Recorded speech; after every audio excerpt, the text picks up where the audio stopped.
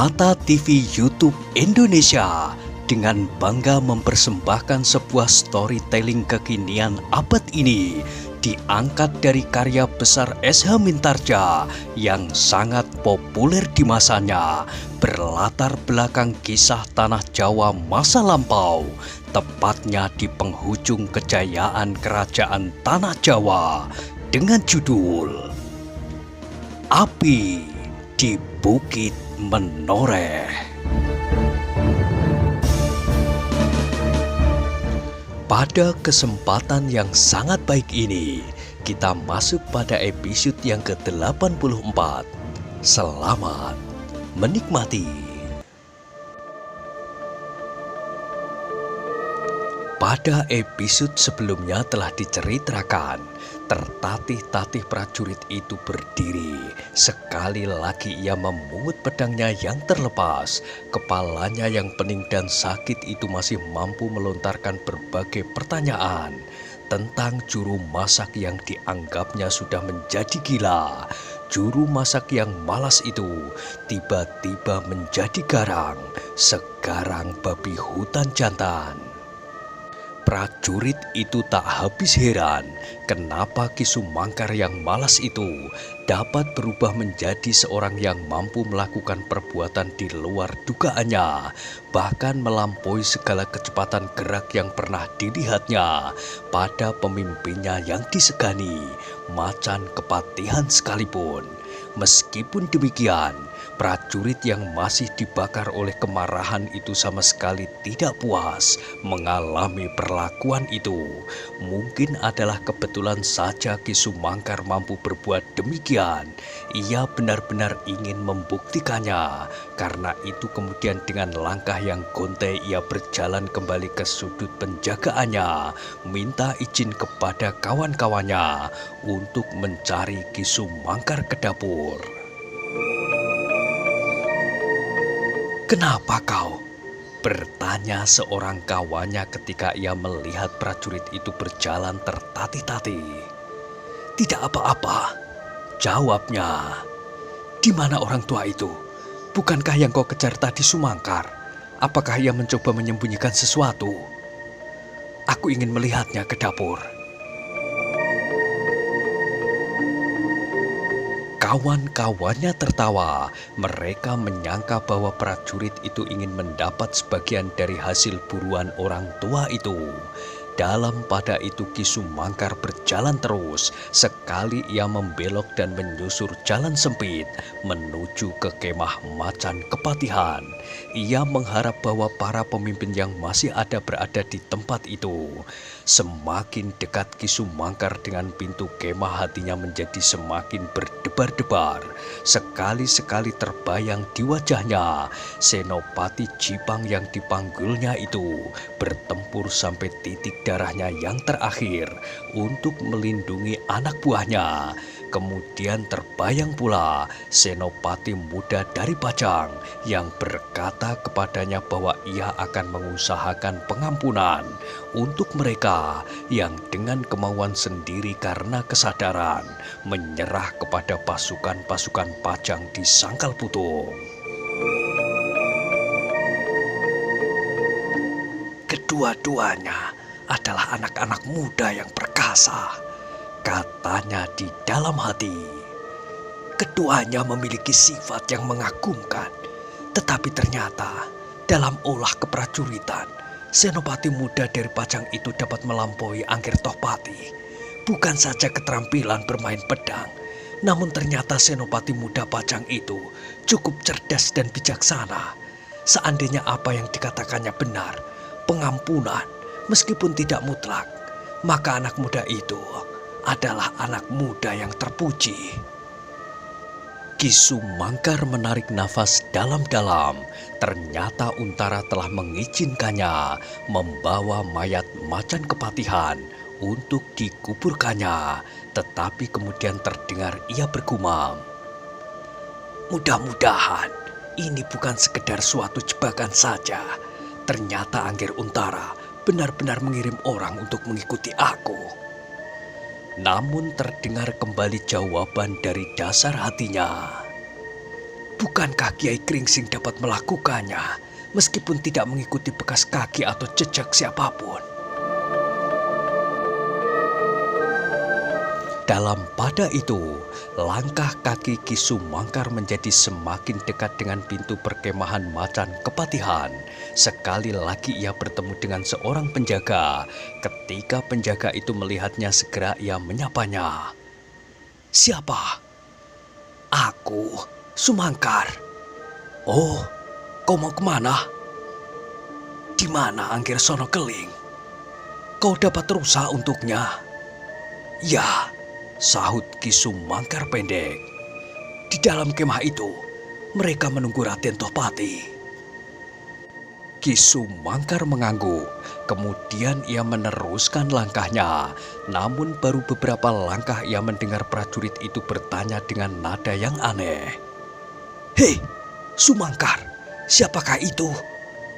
Ki Sumangkar berhenti sejenak, kemudian jawabnya, "Inilah yang sedang mereka tunggu." Tiba-tiba prajurit itu gemetar, mulutnya serasa terbungkam dan dengan lemahnya ia tersandar pada sebatang pohon di samping kemah macan kepatihan itu. Ki Sumangkar melihat betapa besar pengaruh hilangnya macan kepatihan atas para prajurit Jipang. Mereka seakan-akan kehilangan kekuatannya. Meskipun macan kepatihan seorang saja tidak akan mampu berbuat apa-apa tanpa prajuritnya dan para pejuang lain, namun pengaruh dan wibawanya seakan-akan telah mencekam segenap hati anak buahnya. Ki Sumangkar tidak berkata apa-apa lagi kepada prajurit itu. Sambil menundukkan kepalanya, ia berjalan terus. Ketika ia sampai di muka pintu, ia tertegun sejenak. Dilihatnya cahaya obor memancar lewat pintu yang masih terbuka sedikit, jatuh di atas tanah yang kotor lembab. Dengan ragu-ragu Ki Sumangkar mendekat, disentuhnya pintu itu dengan tongkatnya, dan tiba-tiba ia mendengar suara dari dalam pintu itu menyentak. "Kakang Tohpati!" Sono Keling terlonjak ketika dilihatnya sebatang tongkat baja putih menyentuh pintu. Dengan sebuah loncatan ia telah mencapai pintu diikuti oleh beberapa orang lain. Tetapi ketika ia melihat siapa yang berdiri di muka pintu dan apa yang dibawanya, maka serasa darahnya membeku. Dengan suara yang serak paro ia berkata, "Paman Sumangkar, apakah itu Kakang Tohpati?" Ki Sumangkar mengangguk, tetapi ia tidak mengucapkan kata-kata. Ketika ia melangkahi telundak pintu, semua orang yang berdiri di dalamnya menyibak. Mereka pun terdiam seperti Ki Sumangkar. Dengan mata terbelalak dan hati melonjak-lonjak, mereka melihat Ki Sumangkar meletakkan tubuh itu di atas sebuah amben bambu. Terdengar suaranya berderit seolah-olah sebuah goresan yang tajam berderit di jantung mereka. Sesaat mereka berdiri tegak seperti patung.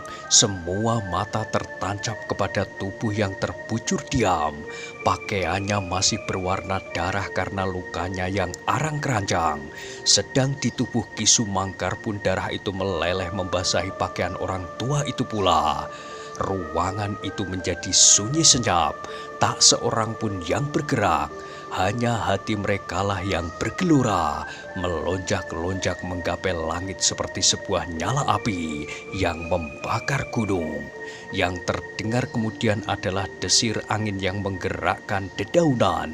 Sekali-kali kilat memancar di langit, disusul oleh suara guruh bersahut-sahutan, perlahan-lahan, namun semakin lama semakin keras. Tetapi ruangan itu masih tetap sepi.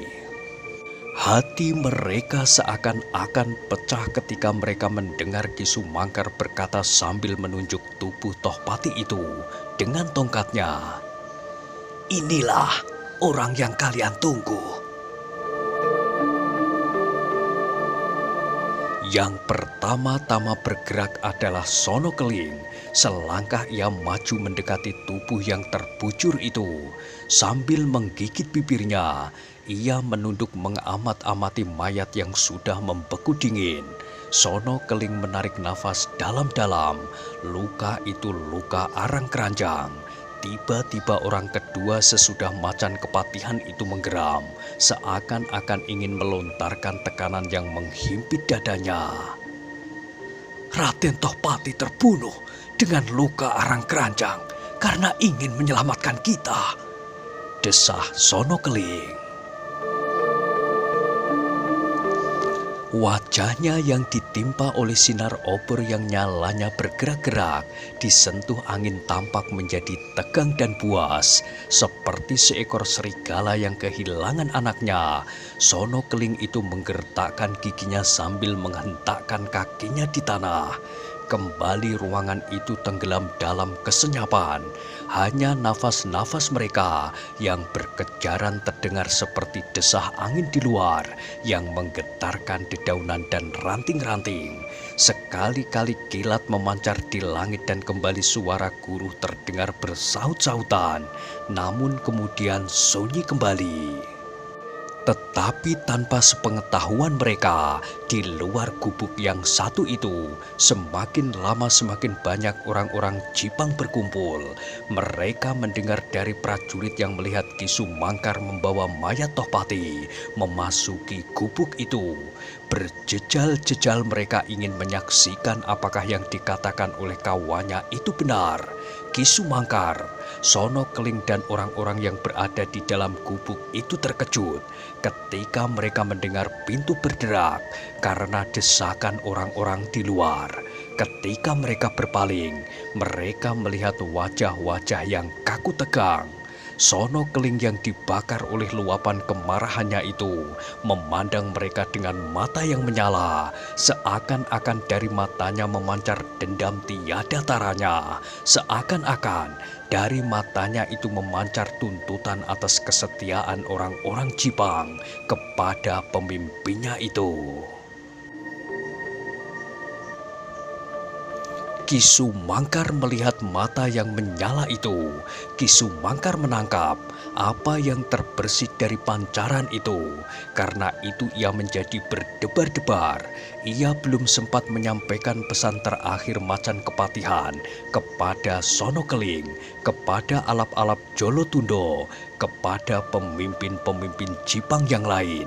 Kini tiba-tiba pemimpin-pemimpin Jipang yang marah itu akan langsung berhadapan dengan para prajurit yang pasti akan mudah sekali terbakar hatinya. Dalam keadaan yang sedemikian, maka mereka dapat melakukan kepuasan dan kebiadaban yang mengerikan. Apalagi kini macan kepatihan sudah tidak ada lagi. Tidak ada lagi yang dapat mencegah mereka melakukan apa saja yang mereka kehendaki, apa saja yang mereka lakukan, apalagi untuk mengungkapkan kemarahan, kebencian, dendam, bahkan untuk mengucapkan kegembiraan hati mereka. Mereka dapat melakukan hal-hal yang tidak wajar. Sepeninggal Arya Jipang, sepeninggal Patih Mantahun, maka sebagian besar para prajurit Jipang telah kehilangan pegangan. Seandainya pada saat-saat yang demikian itu tidak ada macan kepatihan, maka mereka akan dapat melakukan perbuatan-perbuatan yang sangat liar, sebab mereka sudah kehilangan tujuan. Namun kemungkinan yang lain, bahwa sebagian besar dari mereka justru akan meletakkan senjata mereka apabila mereka mendapat kesempatan dan jaminan bahwa kepada mereka tidak akan diperlakukan di luar batas-batas ketentuan yang ada. Dan kini macan kepatihan itu sudah tidak ada. Kemungkinan yang demikian itu pasti akan berlaku lagi. Sebagian dari mereka pasti akan melepaskan dendam mereka, kebencian mereka, dan perbuatan-perbuatan lain yang tanpa terkendali. Namun sebagian dari mereka justru akan meletakkan senjata apabila mereka mendengar jaminan yang telah diucapkan oleh Untara, Senopati Pajang yang langsung mendapat kekuasaan dari Panglima Wiratamtama. Kini tinggal bagaimana cara menyampaikan kepada sebagian besar para prajurit Jipang itu. Kalau Sono Keling yang berbicara kepada mereka, maka pasti yang akan dikobarkannya adalah dendam dan benci. Akan dibakarnya hati para prajurit itu, dan hati mereka pun segera akan terbakar. Mereka akan bertebaran ke segala penjuru dengan bara di dada mereka, dan mereka dapat berbuat apa saja di sepanjang perjalanan mereka. Mereka dapat menakut-nakuti rakyat Patisan. Bahkan mereka akan dapat melakukan berbagai perkosaan atas sendi-sendi kemanusiaan.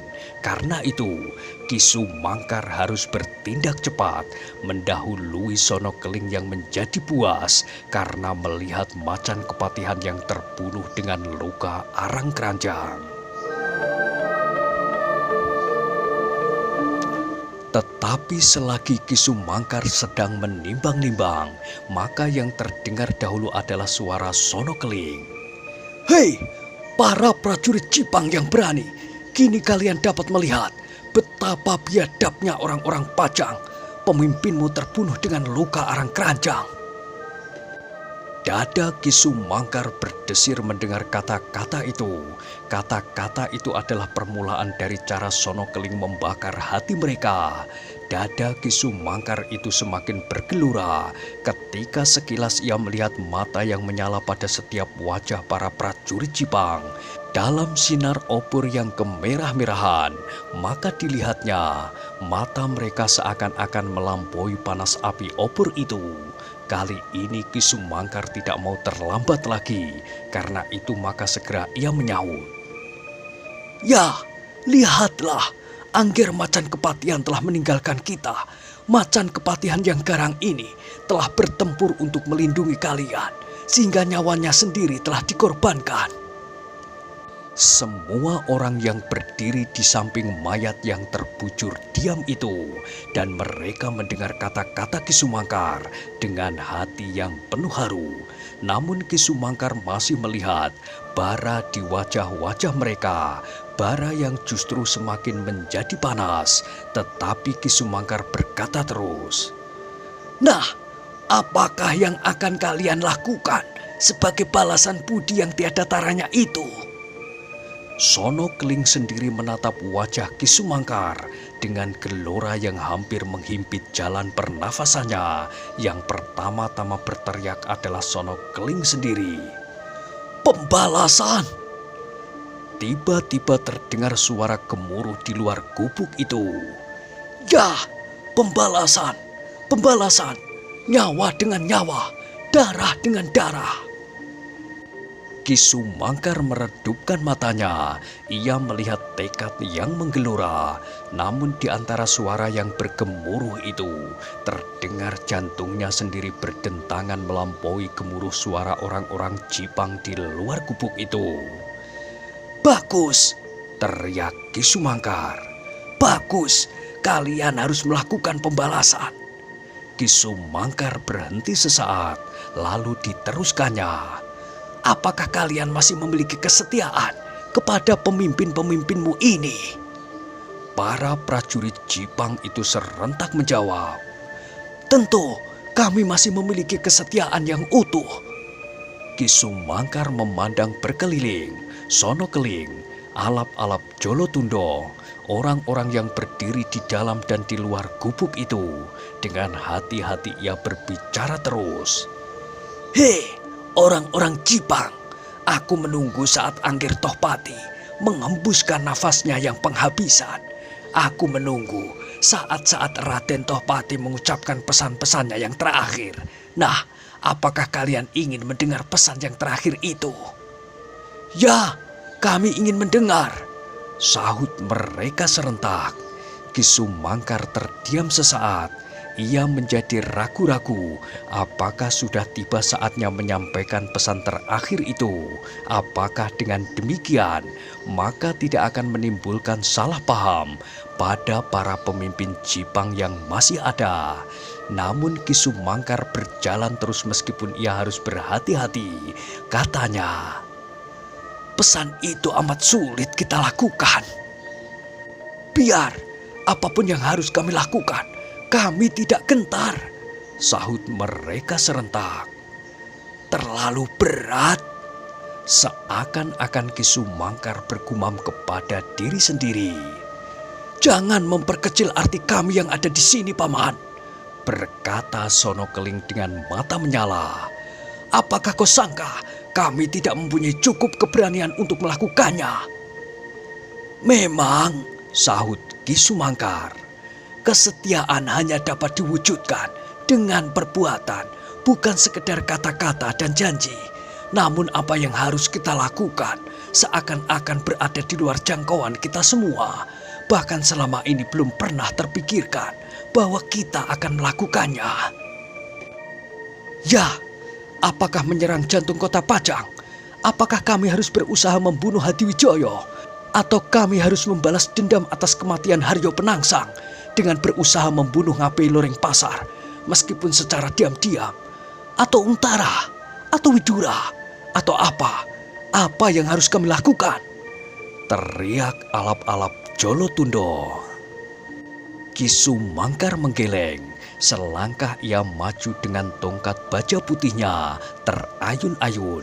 Cahaya yang berkilat-kilat memantul dari tongkatnya itu berwarna kemerah-merahan, seperti sinar obor yang dengan lincahnya menari di ujung-ujung bumbung dan jelupak. Kalian lihat tongkat ini, berkata Ki Sumangkar kepada orang-orang Jipang. Ya, kami lihat itu adalah ciri kebesaran macan kepatihan. Kalian salah, sahut Ki Sumangkar. Ini bukan tongkat Angger Tohpati. Semuanya terdiam mendengar kata-kata itu. Serentak mereka memandangi tongkat itu tajam-tajam. Akhirnya mereka menemukan perbedaan itu. Mereka mengenal tongkat macan kepatihan baik-baik, seperti ia mengenal orangnya. Tongkat ini agak lebih kecil dari tongkat Raden Tohpati. Karena itu, timbullah keheranan di dalam hati mereka. Apakah Ki Sumangkar juga mempunyai tongkat baja putih berkepala tengkorak yang kekuning-kuningan seperti macan kepatihan? Apakah ia memilikinya juga? Tiba-tiba mereka tersadar bahwa mereka berhadapan dengan juru masak yang malas. Mereka sama sekali bukan berhadapan dengan seorang pemimpin mereka. Namun meskipun demikian, mereka menunggu dengan tidak sabar apakah yang akan dikatakannya tentang pesan terakhir itu. Tetapi mereka pun menjadi heran kenapa Sono Keling, alap-alap Jolotundo tiba-tiba saja memberi kesempatan kepada orang tua itu untuk seakan-akan memimpin pertemuan yang tidak sengaja mereka adakan itu. Dalam kebimbangan dan keheranan itulah, maka Ki Sumangkar akan sampai pada tingkat terakhir dari permainannya. Sebelum ia mengatakan pesan Tohpati, ia harus cukup mempunyai wibawa atas orang Jipang itu. Setidak-tidaknya setingkat dengan wibawa yang dimiliki oleh Sono Keling. Karena itu, Ki Sumangkar itu maju beberapa langkah. Kini ia berdiri di muka pintu keluar. Ia melihat orang-orang Jipang yang berdiri berdesak-desakan. Bahkan ada di antara mereka yang membawa obor-obor di tangan. Sedang ke dalam ia melihat Sono Keling, alap-alap Jolotundo, dan beberapa pemimpin yang lain berdiri tegang kaku seperti patung. Namun baik wajah-wajah orang-orang Jipang maupun para pemimpinnya membayangkan ketidaksabaran. Mereka menunggu kata-kata Ki Sumangkar tentang pesan terakhir macan kepatihan. Terdengar kemudian Ki Sumangkar berkata, "Nah, adakah kalian lihat bahwa tongkat ini bukan tongkat Angger Tohpati? "Ya, kami lihat," sahut mereka. Namun Sono Keling, alap-alap Jolotundo dan para pemimpin yang lain tampak seolah-olah berdiri saja membeku. Meskipun sebagian dari mereka mengerti bahwa sebenarnya Ki Sumangkar bukanlah sekedar juru masak, namun tongkat baja putih itu benar-benar mengejutkan mereka. Mereka sama sekali belum pernah melihat bahwa Ki Sumangkar pun memiliki tongkat semacam itu. Apalagi Sono Keling yang jarang sekali berada di pusat pemerintahan Jipang dan jarang sekali bertemu dengan Ki Sumangkar. Meskipun ia tahu bahwa Ki Sumangkar adalah seorang sakti yang berada di dalam lingkungan istana Kepatihan. Tetapi sampai pecahnya Jipang, Sono Keling dan Ki Sumangkar berada di medan yang berbeda. "Itulah yang menyedihkan aku," berkata Ki Sumangkar. "Aku tidak berhasil membawa tongkat Angger Macan Kepatihan kembali.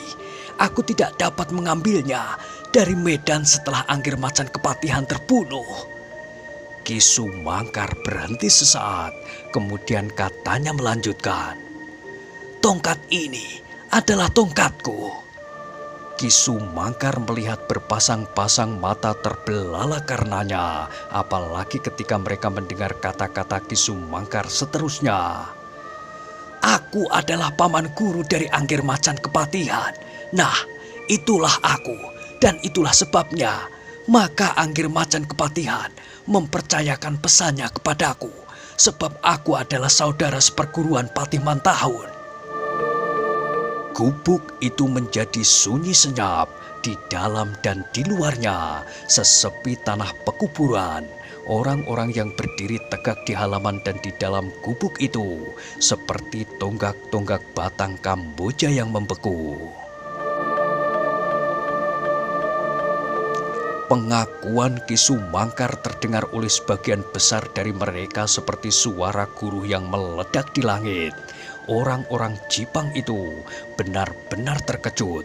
Ki Sumangkar yang mereka kenal sebagai seorang juru masak yang malas ternyata adalah seorang yang sakti, saudara seperguruan Patih Mantahun. Tetapi beberapa orang sudah tidak terkejut lagi. Sono Keling juga tidak terkejut.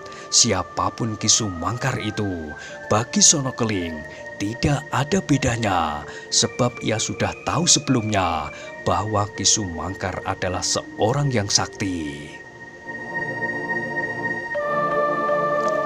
Kecuali Sono Keling dan beberapa pemimpin yang lain, di antara para prajurit Jipang yang berkumpul di luar pintu itu, terdapat Bajang, juru masak kawan sepekerjaan Ki Sumangkar.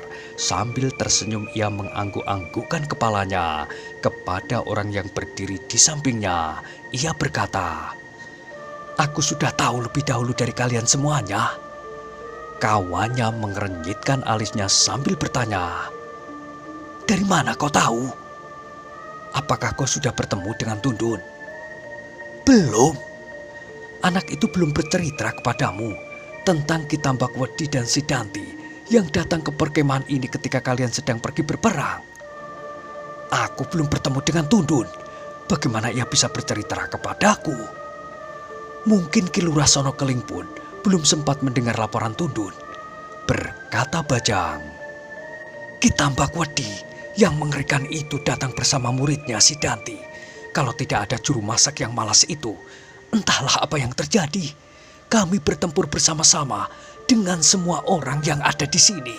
Tetapi melawan muridnya, Sidanti pun kami tidak mampu, apalagi Ki Tambakwedi. Dan Sumangkar mengalahkannya. Ya, Sumangkar telah mengusirnya."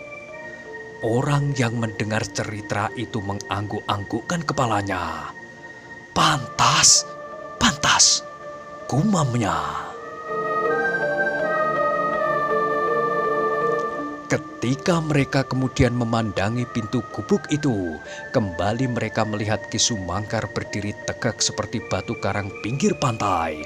Tiba-tiba mereka melihat seolah-olah orang yang berdiri itu bukan lagi seorang juru masak yang mereka kenal sehari-hari. wajah Ki Sumangkar kini seolah-olah memancarkan kewibawaan yang mengejutkan hati mereka.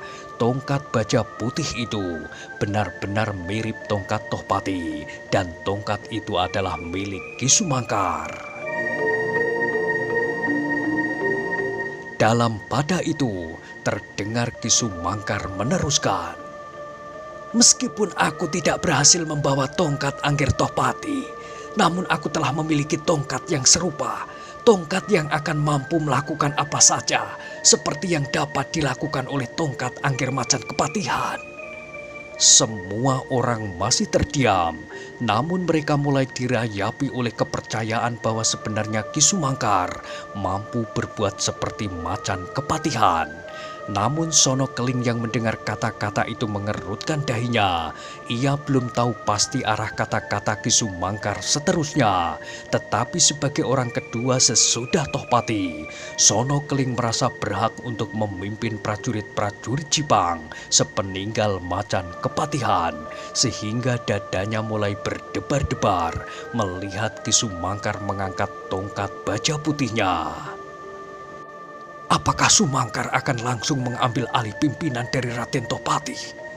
Berkata Sono Keling di dalam hatinya, dan terdengarlah Ki Sumangkar berkata terus, "Nah, sekarang apakah kalian dapat mempercayai kata-kataku?"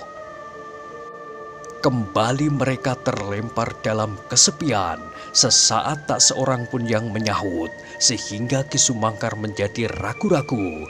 Kalau mereka tidak percaya, maka untuk menekankan pesan-pesan Tohpati, apakah ia perlu menunjukkan beberapa macam permainan, sehingga ia tidak lagi dianggap hanya sekedar omong kosong.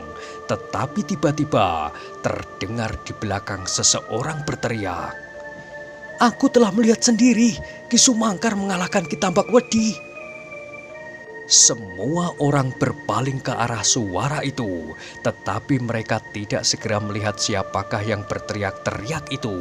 Namun kemudian terdengar kembali orang itu berkata, "Kami yang tinggal di perkemahan, pada saat kalian berperang telah melihat sendiri apa yang dilakukan oleh Ki Sumangkar."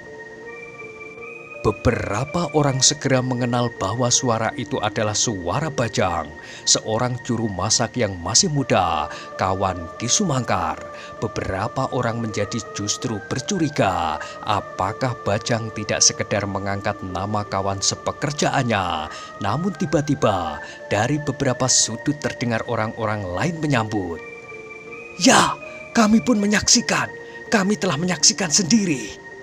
Ki Sumangkar kemudian memandang berkeliling, dan sekali lagi ia berkata, "Siapakah yang dapat mempercayai kata-kataku?" Tiba-tiba menggelorlah jawaban, "Kami percaya, kami percaya." Sono Keling masih berdiri di tempatnya dengan wajah yang tegang. Seharusnya dirinya lah yang wajib berdiri di hadapan para prajurit Jipang itu sebagai pengganti Macan Kepatihan. Tiba-tiba tanpa disadarinya, orang lain telah mendahului. Meskipun demikian, ia masih mampu menahan dirinya. Mungkin Ki Sumangkar akan menguntungkannya, mampu membakar hati para prajurit itu untuk dibawanya membalas sakit hatinya atas hilangnya pemimpin yang mereka segani. Nah, bagaimanakah kisah selanjutnya? Silahkan ikuti terus kisah Api di Bukit Menoreh pada episode berikutnya. Sampai jumpa.